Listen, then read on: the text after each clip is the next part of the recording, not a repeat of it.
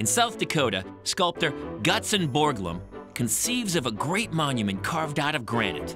The heads of 4 U.S. presidents: George Washington, Thomas Jefferson, Theodore Roosevelt, and Abraham Lincoln. Carving the heads starts in 1927 and ends in 1941.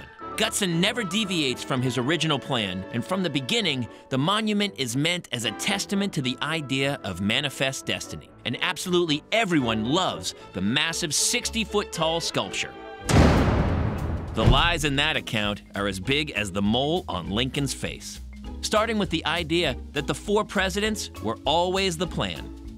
It was not Borglum's idea to create a monument in the Badlands of South Dakota. That idea was first conceived by the historian of South Dakota, Doane Robinson.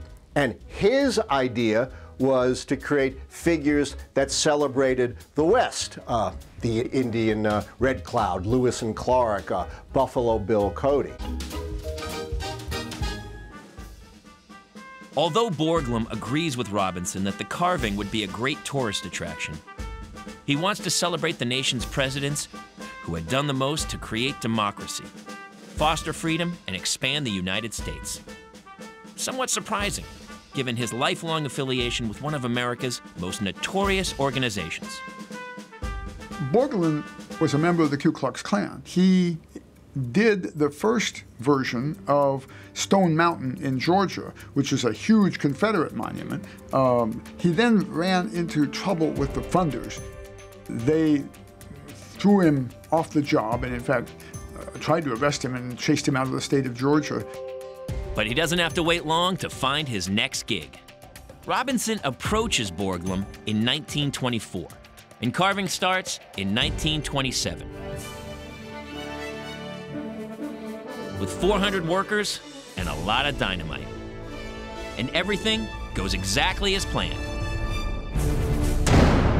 Not quite. Borglum originally plans to have Thomas Jefferson on George Washington's right, but the rock turns out to be too unstable. So Borglum simply blasts the unfinished Jefferson and moves him to the other side. There's also the question of wardrobe.